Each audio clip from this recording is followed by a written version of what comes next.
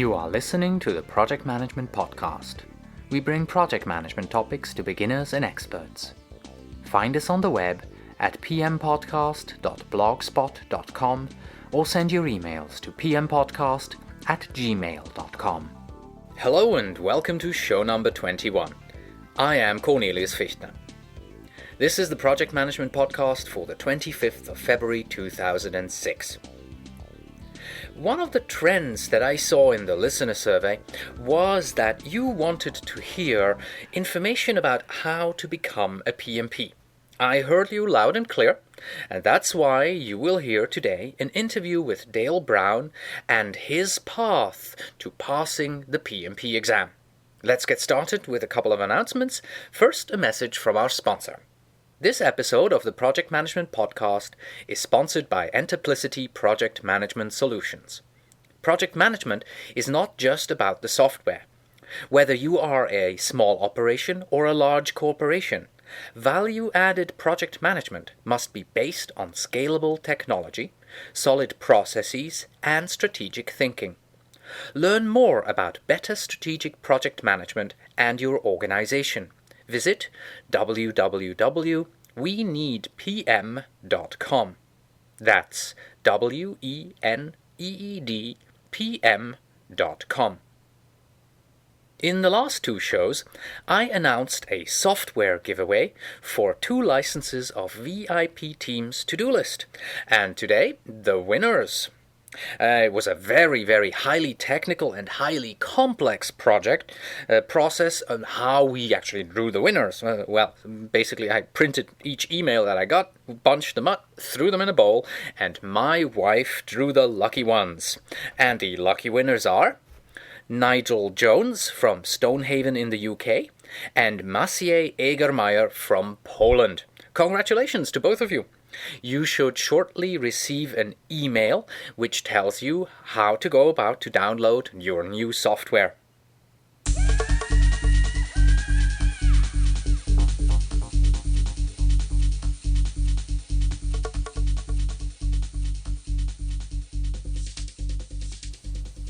In today's helpful resources, I am going to give you stuff to read. Stuff about project management, of course. The reason why I do this is at the end of the show you will hear a review of the new podcast by Jerry Manas, and he has a website called PM Think. He and Frank M, Fem PM, and G Mac Hardy, obviously all out of the United States, are writing this blog called PM Think, and they really publish lots and lots of articles every week on new ideas, new topics, out-of-the-box project management thinking. Give that a shot, it's really interesting what they have to say. The second blog is simply called Project Management, and it is by Thushara Vijayawardena. He is a PMP from Colombo in Sri Lanka. He's actually a recent PMP, and he writes about his personal insights in project management on his projects. Next is the Journix project management blog, which comes to you out of Austin, Texas in the United States. Journix is a company, and they, in their blog, actually write about all aspects of project management. Quite an interesting read as well, and obviously a good way to bring traffic to their website by giving you real value in their writings here. Another person that gives you real out-of-the-box thinking is Hal Macomber. I've mentioned him a couple of times before here on the show, and his blog is called Reforming Project Management. He is a speaker and author, and he usually has something different to say about project management. So give that one a shot as well. If you want something that comes to you and that you don't have to go get, why not try the PMO SIG mailing list? This is a mailing list with many, many members, and they send emails to each other and they end up in your inbox. And they have great practitioner value and tons of messages. The subjects that they write about are conflict management, measuring EPO value, online project management tools, project management charters, project management estimation methods, and procurement templates. And that is just Thursday and Friday before I recorded this show. So there's a hell of a lot of messages for you to read and a hell of a lot to learn. So much for this week's helpful resources, and now let's move on to the news.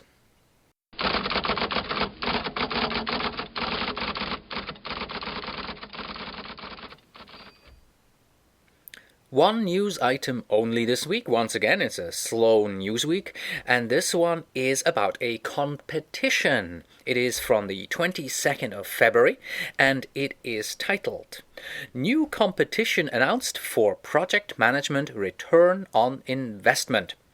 And this is about the George Washington University, the Western Carolina University, and Robbins Gioia, who have launched a competition to honor the contributions of project managers. What this all boils down to is, do you have a great project that brought good ROI, return on investment, to your company? If so, then go ahead and nominate your project for this particular competition until April 10th.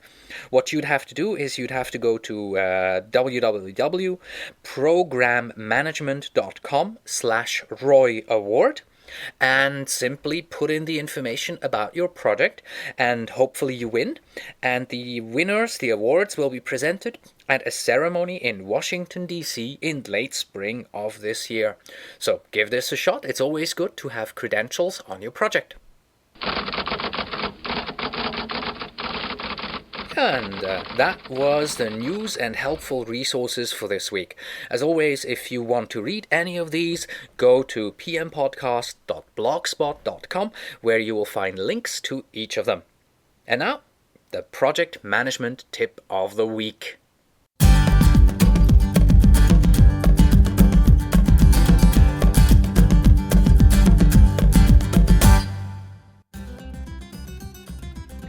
This week's project management tip of the week comes to you courtesy of a seminar that I attended yesterday. And we did one exercise in this seminar. We had to write down a conversation with a team member that could have gone better. And two people in our group pretty much had the same story. One of their team members did not finish their deliverables on time and on the promised date. What can you do? And our little group of 4 people here, we came up with 4 good ideas what these two folks could have done in order to communicate this to that particular team member. Well, first of all, don't yell and scream. Stay professional whatever you do. Second, tell that person that they were late and that you are disappointed in what they did. And tell them also what this delay means to the project. Now that's retroactively. Now you have to go proactive as well, and that's number 3 here. Make sure to communicate to your team member how important their contribution to the project is as you give them their assignments. If they understand the importance of what they're doing, then they will be less likely not to deliver.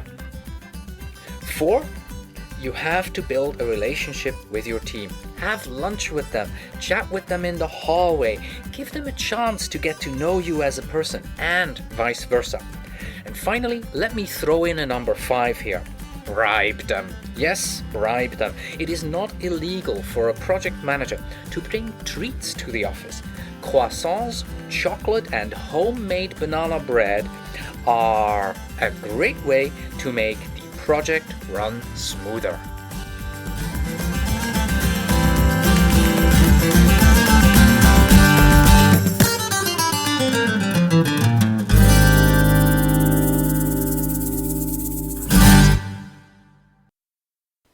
The background music of this week's Tip of the Week was called Merrigan's Reel. It was written and performed by Jim Fiddler.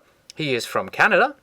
And as always, you can find music like this one at music.podshow.com. And now on to the main topic of the show. My interview today with Dale Brown is a direct response to the listener survey. In this survey, many of you have asked me to give you some sort of an idea what it takes to become a PMP, and so I deliver. Therefore, if you haven't yet taken that survey and you do have a subject in mind of what you would like to do, there's a link on the blog, by the way, to the survey. Please take the survey and I will do my best to answer your request. Now, I have to put in a disclaimer here. This interview was recorded on the 21st of February 2006, and you will hear numbers and eligibility requirements for taking the PMP exam that the PMI has published on their website. Now, the PMI occasionally changes these requirements, and it is your responsibility to stop by at the PMI website and check out their PMP Credential Handbook, that's what it's called, PMP Credential Handbook, to make sure that the numbers that you heard here today are still correct and that they haven't yet changed them. Well, what about other credentials, you might say? What about Prince 2 and all the other possible credentials that are out there for becoming a certified project manager? Well, in the end, an exam is an exam. Even if you don't want to take the PMP, if you want to take the Prince 2 exam, you have to prepare and you have to take the exam. Today's show will show you what it takes on the road to becoming certified, no matter which credential you're going to take. And now, here's Dale. The Project Management Podcast feature interview. Today with Dale Brown, IT Executive and PMP.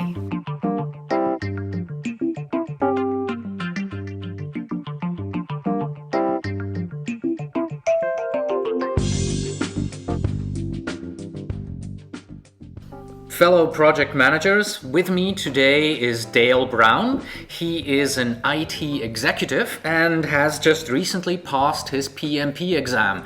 Well, Dale, welcome to the show and congratulations on passing the exam. Thank you, Cornelius. Yeah, well, having just become a PMP, why don't you tell the listeners a little bit about your career so far up to taking the PMP exam? All right. Basically, I've been in the information technology vertical for my whole life. I pretty much worked my way up from being a technical programmer and analyst up through the management ranks, director, VP, and ultimately chief information officer. I've worked in 5 verticals, be aerospace, engineering, manufacturing, insurance, and healthcare. I've just recently relocated from Florida out here to California. Right. So I'm doing some consulting work and also interviewing for ideally a VP position for a mid-sized company. All right, and that was in IT in all of these industries? Yeah, IT, although my passion is as much people as technology, so Okay. I look for jobs that have a real high people interaction content to it. Now, in those jobs, have you had PMPs working with you or for you? Yeah. As probably the audience is aware, all IT people are involved with a lot of projects because Right. that's what we do for the business. Yeah, I've built project management offices and have gone out and hired directly PMP certified Okay. people to handle certain key positions. A lot of the other project management work is done by training internal people. Right. to Now, handle it. did you see a difference between the work that PMPs delivered and the work that non-PMPs delivered? Yeah, the key difference is there needs to be a baseline knowledge of project management Right. methodologies and skills.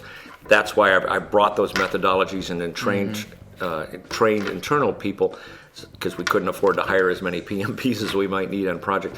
But yeah, just the knowledge of the charter statements and a scope statement and all the Right, different documents and materials that you have to have in place, not to mention just the methodology, how to manage, Okay. how to be detail-oriented, and how to make sure a project meets not only the requirements, but the deliverables, and it meets them on time and on budget. So you need people that have done it, been there, and understand the skills involved.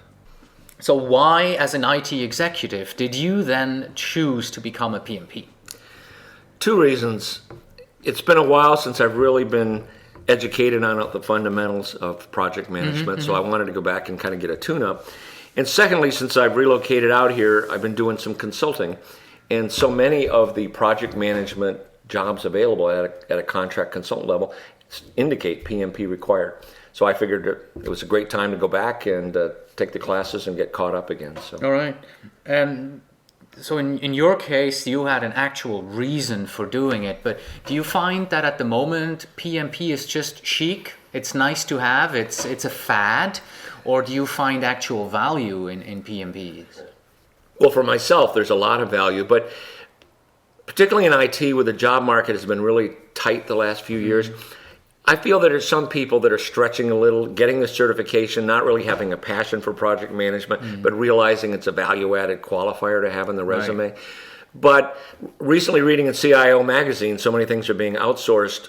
The CIOs interviewed prioritize the things they want to keep in-house, the knowledge, and project management skills were right at the top of the list of skills they felt they needed to retain internally versus externally. So I believe in the marketplace, it's a growing skill itself that's really required. Did you look at any other certifications, or did you just focus on the PMP? Did you think of going, to the UCI maybe and taking their PMP certification? Or? Yeah, originally when I decided to do this, I really talked to some friends who were involved with PMI. I had thought about UCI, but it seemed kind of expensive and really drawn out, a longer program. I mean, I graduated from UCI. I looked at other online sources, but ultimately in terms of talking to friends in my network, they recommended that I go through the PMI provided classes, the 6 Saturday classes, and that was a very cost-effective way to get it done, and that worked for me. Now, how long did it take you in the end from the moment that you decided, okay, I want to take the exam,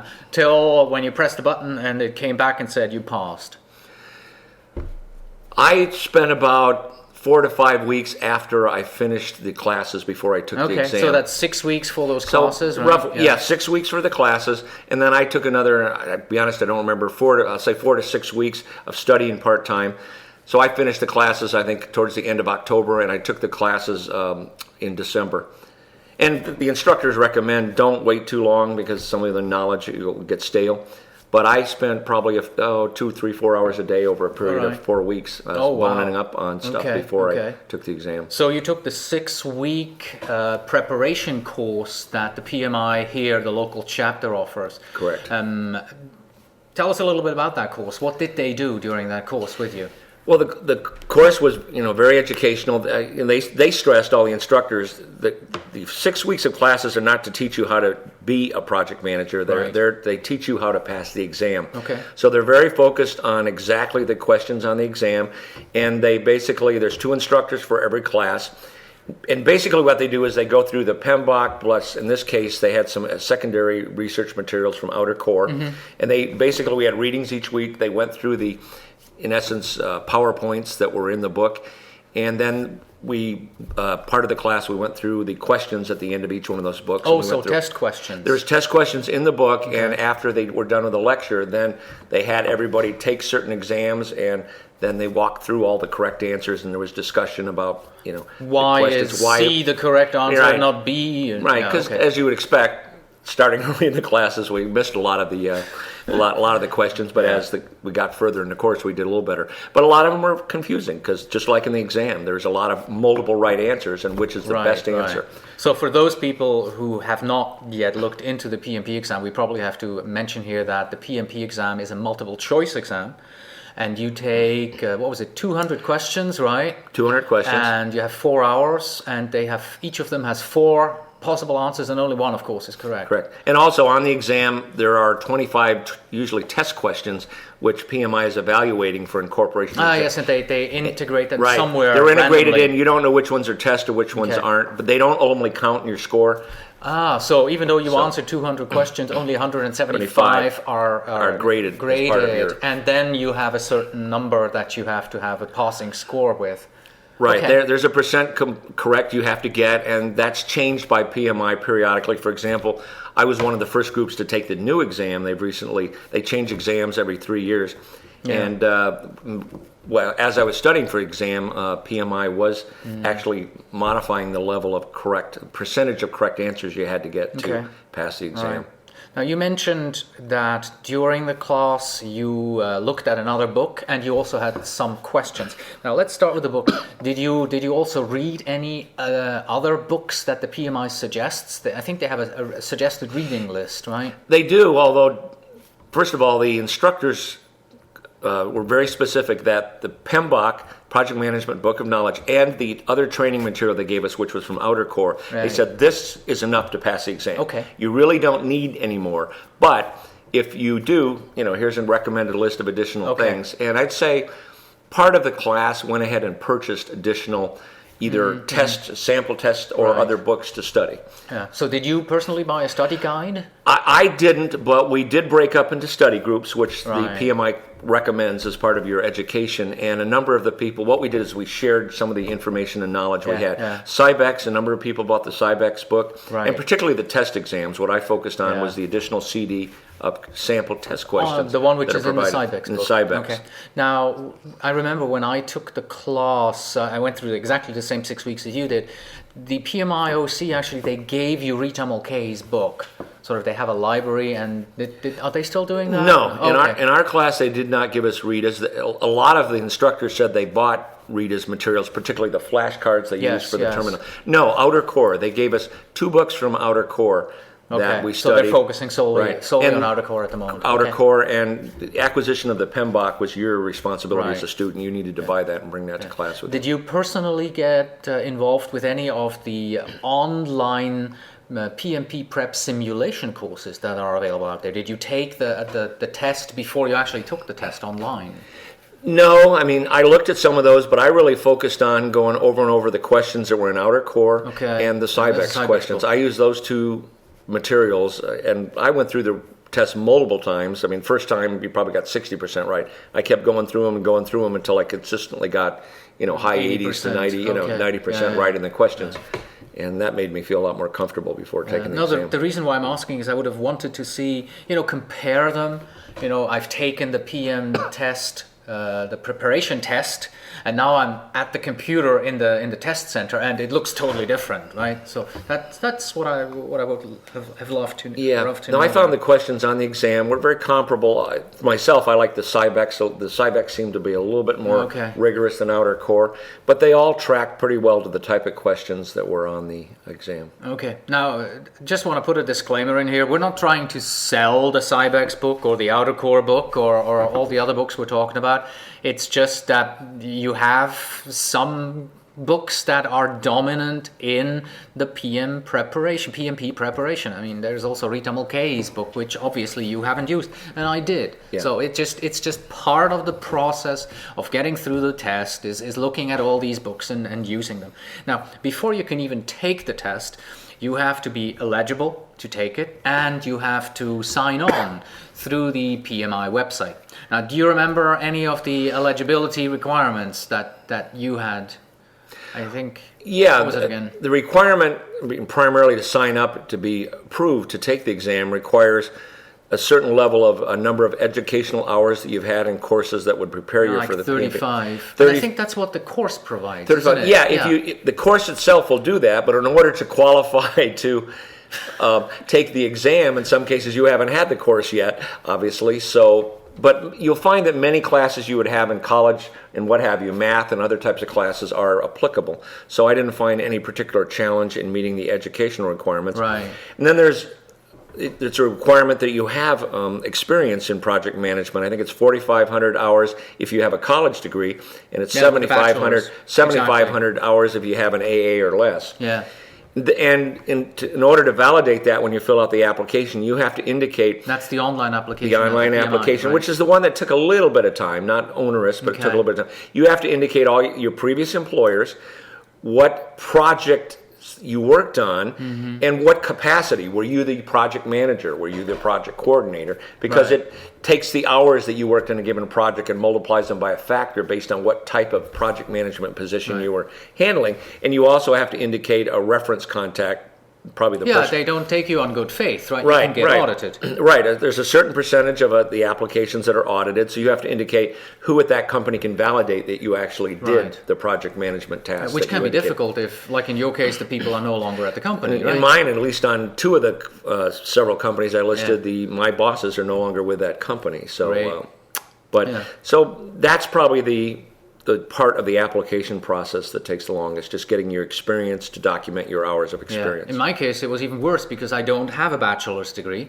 So I had to go the full 7,500 hours.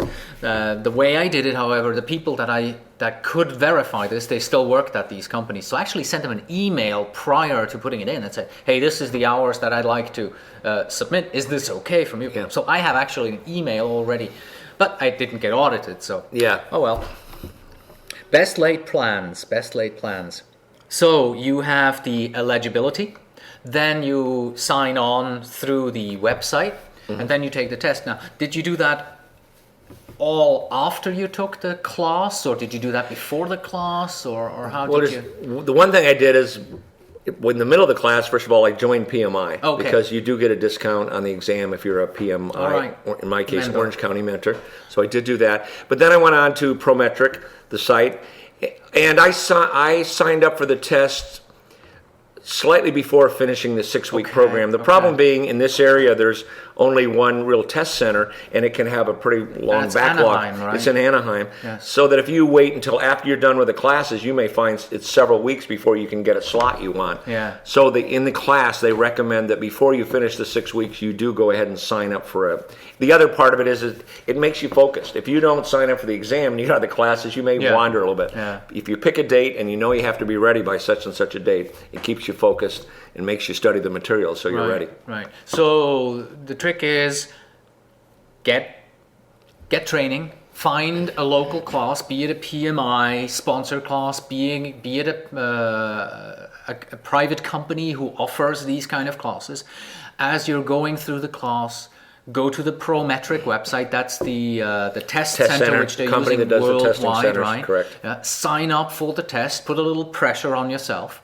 And then once your class is over, there is some time between the end of your training to the actual test. Now, did you fill that time with actually learning additionally, or how did you just... Yeah, I continue to kind of study, and Okay. I normally probably in the 4 or so weeks prior to my taking the exam, probably studied on average a minimum of 2 hours a day up till in some cases maybe 6 hours a day. Basically going through...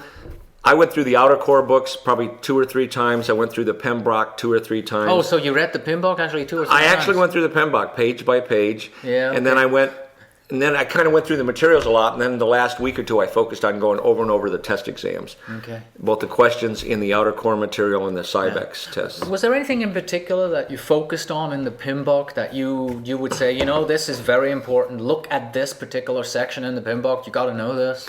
Yeah, you have to have obviously a general knowledge of all the materials in the PMBOK. But what I would recommend to people is, in the PMBOK there is a matrix that summarizes the 44 processes. There's like 5 process groups and 9 knowledge areas, and in that there are 44 key project management processes. Yeah. You need to know that. So I would start early in the classes memorizing that. Just write it down and keep doing that until you can map out the 44 processes. Then the next thing that I think is really key to preparing for the exam is for each of those 44 processes, there's inputs to the process, tools and techniques the process uses, and outputs. Yeah. There are a lot of questions that focus on inputs, outputs, and tools and techniques. So which are the tools and techniques Right. for process ABC, right? Yeah, and that's a lot to memorize. A lot of the inputs and outputs are common, so you really focusing on the unique inputs and outputs of those 44 processes is key, because there are a lot of questions on the exam that will ask which process is this an input for, an output for, or this is a tool, a technique of which process. Okay. So you really need to know that. So how did you learn that? Just hours and hours and hours of repeatedly looking at these pages and going through and. Yeah, in the PMBOK, all those tools, tech inputs, outputs tool are summarized. So what I did first of all is the original matrix of 44 processes. Every day when I was studying, I would fill it out. I would just sketch it out on a piece of paper until the point where I had that down cold. Then I really started going over and over the inputs, outputs, and the tools and techniques. I just kind of made a point of studying those over and over and over again, particularly the last week prior to this exam. I focused on that. And the critical path and the earned values and all the other things I felt more comfortable with. I focused on the inputs, the tools and techniques, and the outputs the last week. And just repetitive. Yeah. Well, let's take a look at the actual test. Of course, we are not allowed to talk about the questions that you had or that I had during my test, but we can obviously discuss what it was like and what it was like for you in particular. Now, when you got into the test center and you signed up, they let you in the room. What was the first thing you did after you sat down? Well, once the time counter for the exam starts, I did what they call like a mind map or a brain dump, which a lot of the instructors tell you to do. It's personal choice. But I wrote down that grid of 44 processes. Oh, okay. And then the second thing I did is I wrote down the key calculations for doing earned value calculations. Okay, all the formulas, everything that you need. Cost variance and schedule variance and all these different formulas that are part of the earned value. I wrote those down, and that's all I pretty much did on my brain. So in your daily routine of going through the training, you not only wrote down the 44 processes, but also the formulas as well on the same page, and this is what you put down the first few minutes in the test. The type of things that when you got to a question that called those, you didn't have to waste a lot of time thinking about. You could just refer to your dump sheet. Of course, yeah. And I did exactly the same thing. Actually. And some of the Prometric doesn't allow you to bring anything in. They give you, I believe, 6 sheets of paper. You can get more later, but you can't bring anything in with you. Anything and you a write, pencil, of course. Right? They'll you have to have a number 2 pencil or thing. And anything you write in that you can't take out with you. Everything has to be left there. They give you a locker to lock things up. So nothing in and nothing out when you take the exam. All right. Now, when I took the test 2 years ago, I'm obviously not a native English speaker. My biggest problem actually was that I felt almost as if I was taking an English test.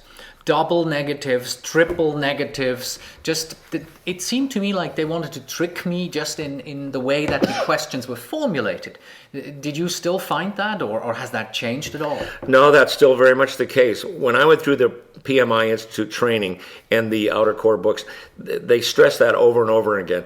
Read the question very carefully. Right. Watch for the nots and the don'ts and the except. There's a lot of those type of adjectives or adverbs in there that you have to read carefully. But part of the intent is, as a project manager, you not only have to listen well, communication is a key part of being a project, but you certainly need to read and understand all the documents. So I think they're really testing your ability to really understand what you read. Well, yeah. But you have to be very careful about reading the question correctly.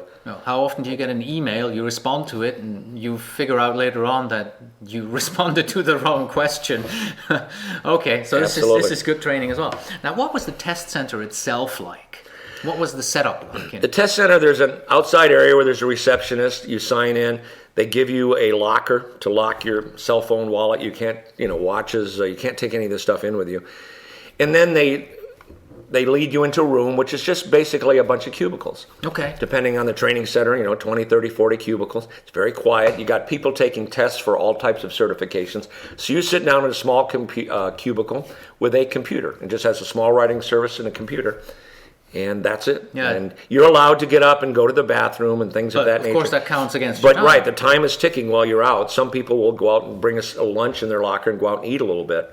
Yeah. But it's a comfortable training center, but it's nothing fancy. It's just a cubicle where you sit down and work. All right. Did you use up all 4 hours that you had? No, I think I finished in about a little over 3 hours.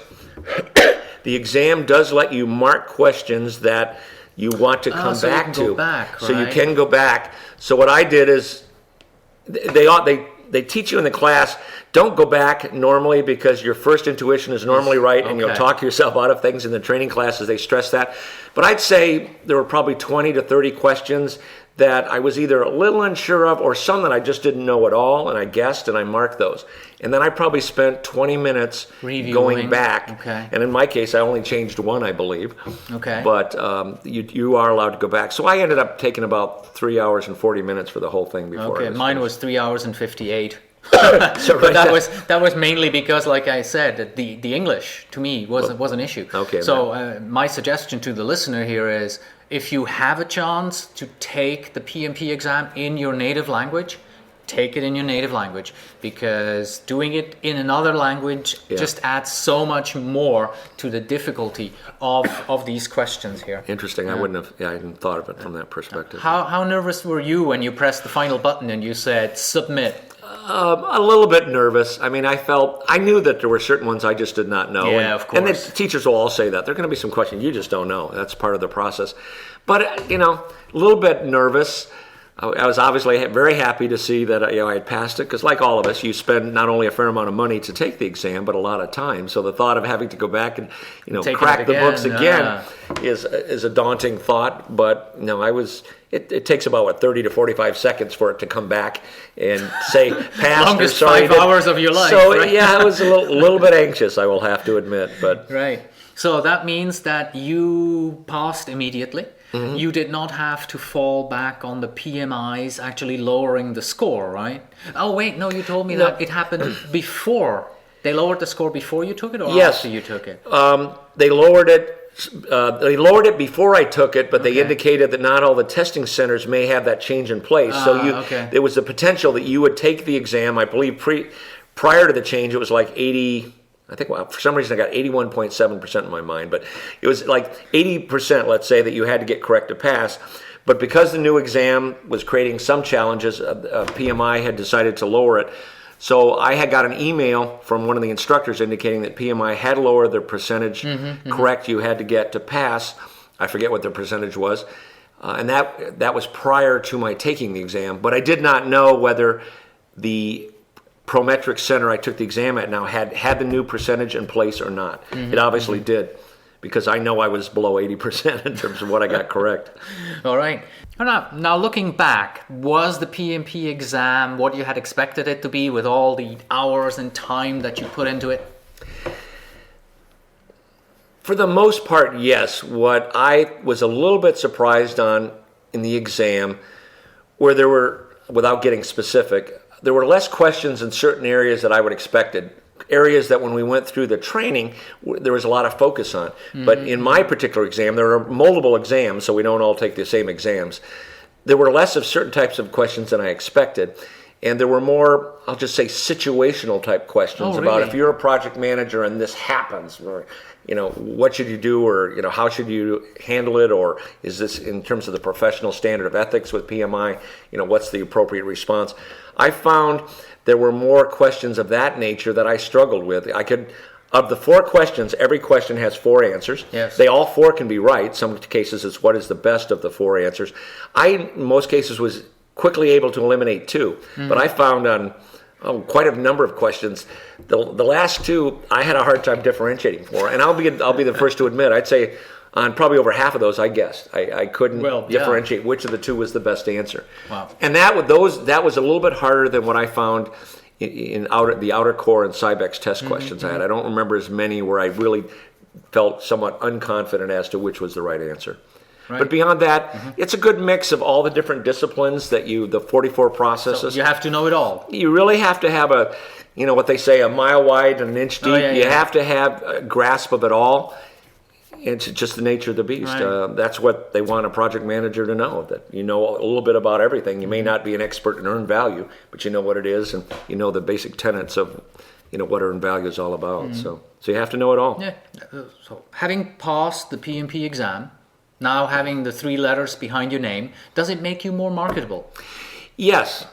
As I mentioned earlier, I've been doing some consulting for the last year, and many of there are a lot of project management jobs available out there in a contract consultant, and some of them will say PMP desirable, but I'd say 70% of them say PMP required. So it definitely improves your credentials, and I feel more comfortable that now that after 15 or 20 years of working with projects, the whole process of going through this has helped me re-baseline my knowledge and give me some insight into project management that I probably didn't have before I took the exam. So it's definitely beneficial. Yeah. Now, is the PMP going to help you with your current job search, do you think?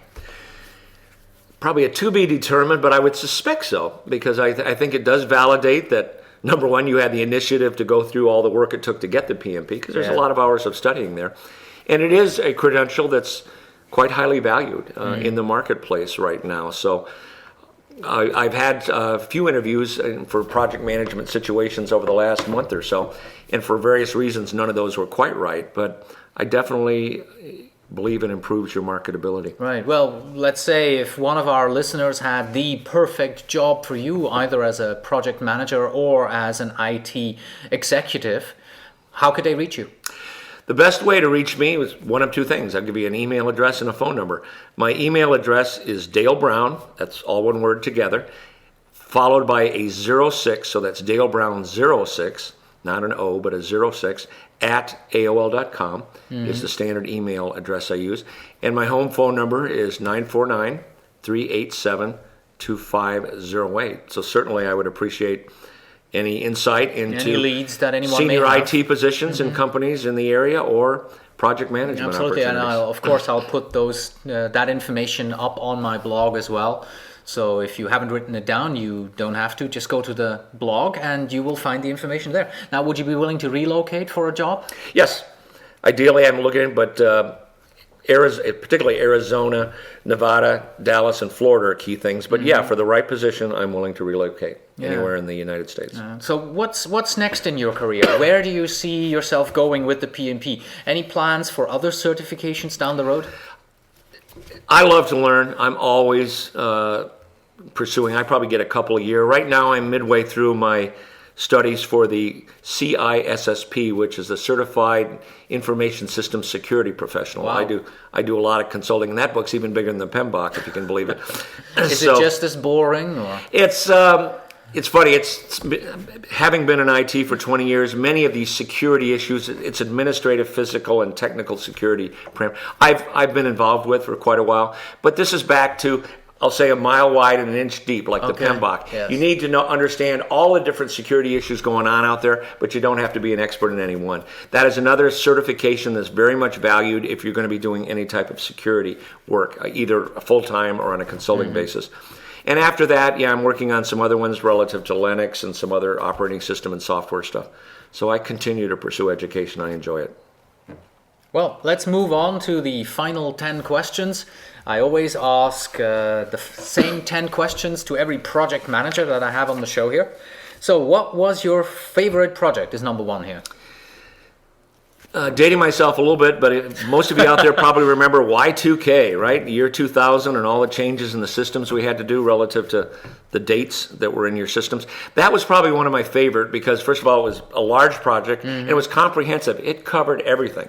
Hardware, software, all your technology, your processes. It was all-encompassing type project.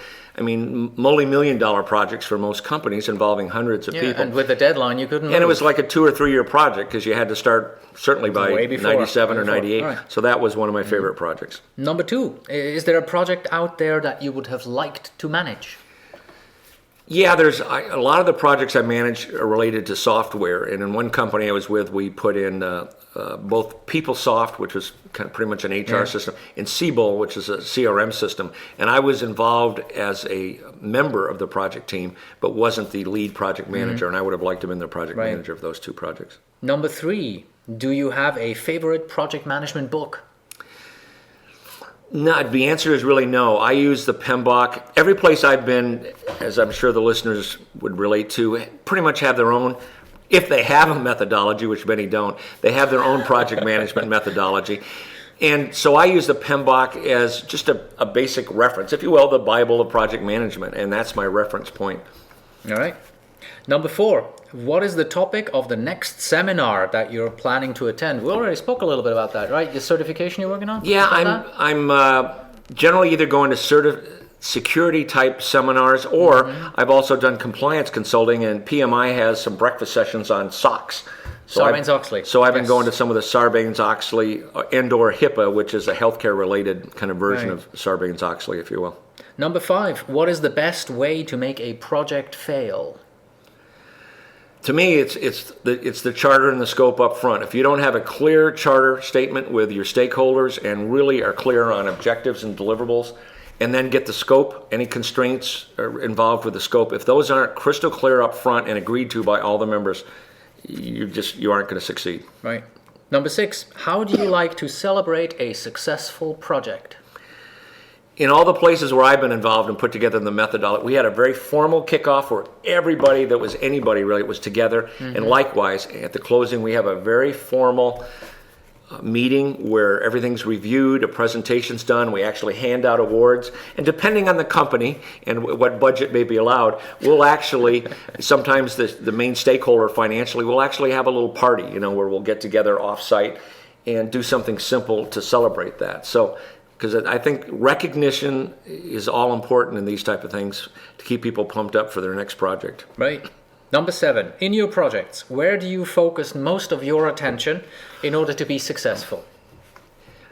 A lot of it day-to-day, once assuming this charter and the scope and all the upfront things are done right, it's really focusing on the milestones on the critical path and the WBS. So really, you have to pay a lot of attention to the WBS, continue to modify it to the degree new things happen. Part of the change management process, but staying on top of the WBS and where we are, where the project really is relative to doing critical path earned value analysis. Are we really on schedule, on budget, or not? And so you have to keep on that on a daily basis. Number 8, if you weren't a project manager, or in your case, if you weren't a project manager / IT executive, what would you like to be? Well, I enjoy the IT arena. What I've found as I've gone along in my career is the people part of being IT is what I'm most passionate about, working with customers, whether it be internal or external. So I look for jobs that have an extremely high people interaction content. In particular, right now, I think the job I'd most prefer would be, for example, being a regional representative for a company that sells a technology product. So I'm dealing with the customers, but also technically involved with the product the company sells. Number 9, what is the one thing that a project manager cannot live without? Well, in terms of behavioral attributes of a project manager, it's certainly being detail-oriented. You've got to be very detail-oriented. And number 2, and you'll learn that in the classes, what's all important in being a project manager is communicating. Communicating with team members, communicating with stakeholders and shareholders. You've got to communicate every day and keep everybody on the same path. So communication skills and attention to detail.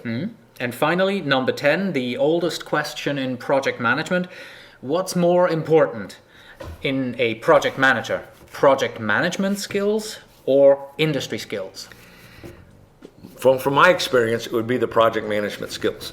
Certainly, the more you know about the given project you're running, that helps give you insight and maybe troubleshooting skills and certain skills in terms of how to set your WBS up. But the project management skills are clearly the most important. You need to know how to run a project. You need to know, what a project is all about. Because you can rely on your domain, your subject matter experts, your domain experts that you're going to have in your team to have the vertical expertise on that particular industry. But if you don't know how to run a project and know what the basic project management methodologies are, you're not going to be successful. Because the project manager is the one that's ultimately accountable for that project failing or being successful. So project management skills are definitely the most important. Dale, thank you very much for having been on the show. Appreciate it. It was a pleasure. I enjoyed the process. I have 2 requests for all of you out there. Have you recently taken the Project Management Professional Certification exam outside of the United States? If you did so, please drop me a quick line and tell me your experience. Tell me if your experience outside the United States matches what you have just heard from Dale. And my second request for you is, have you recently taken another PM certification? Are you maybe now Prince 2 certified? I would love to have you as an interview guest on this show and talk to you what your path was like, so we can see the comparison right there. And now, we are ending today's show with a review of a new podcast on project management.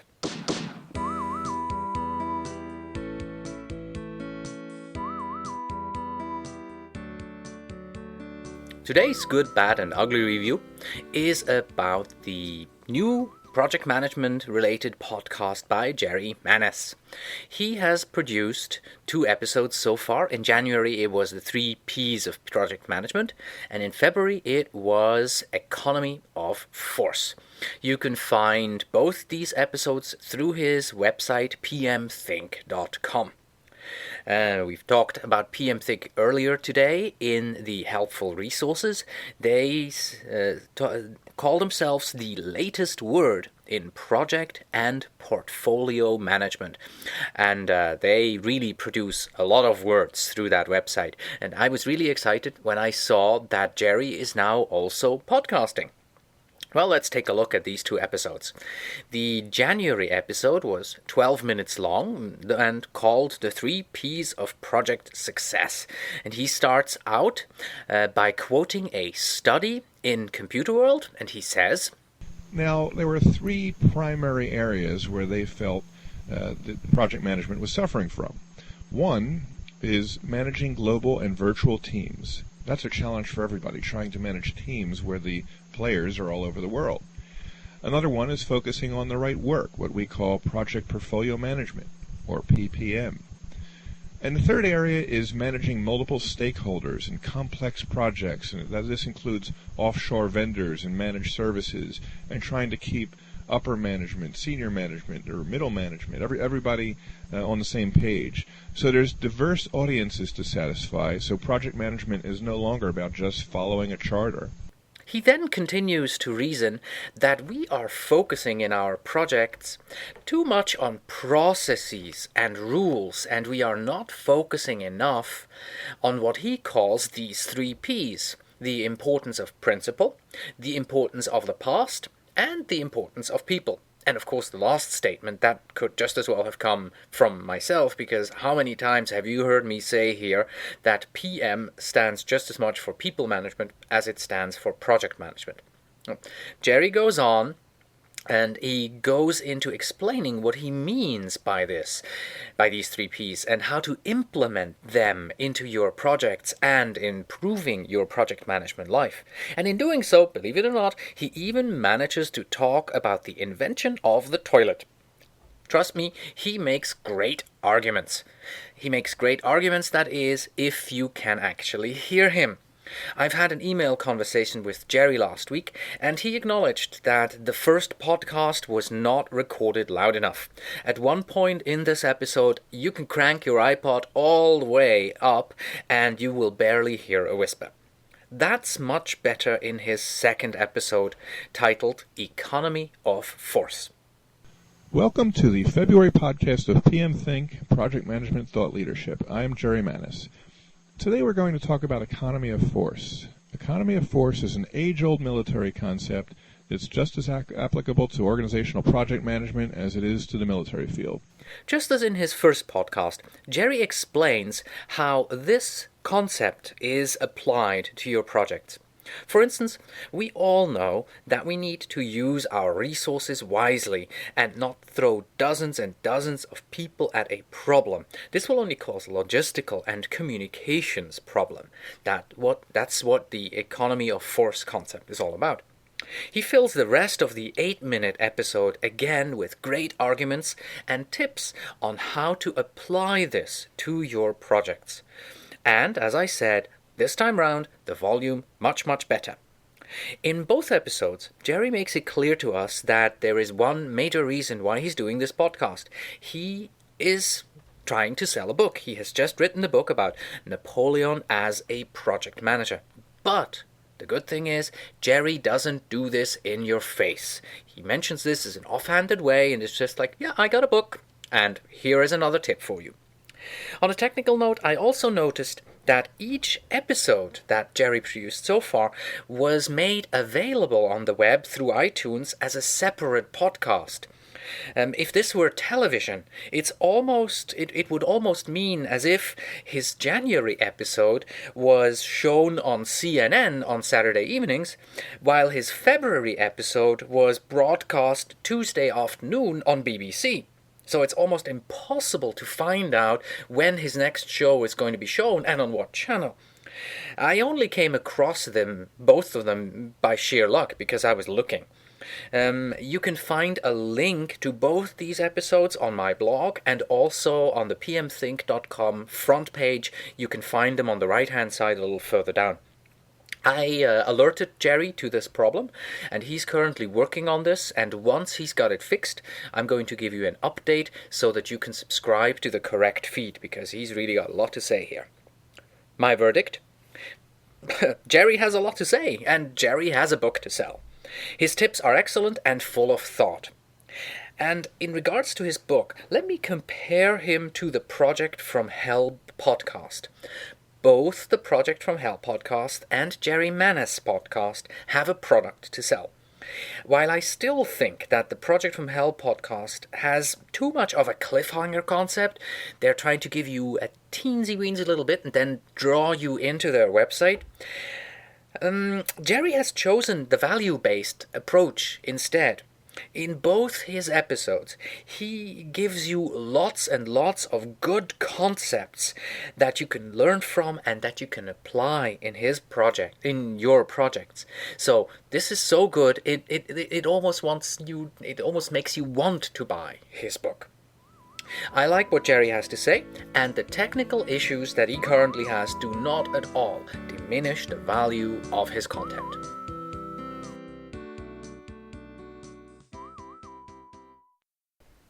That's it for today. Thank you very much for listening.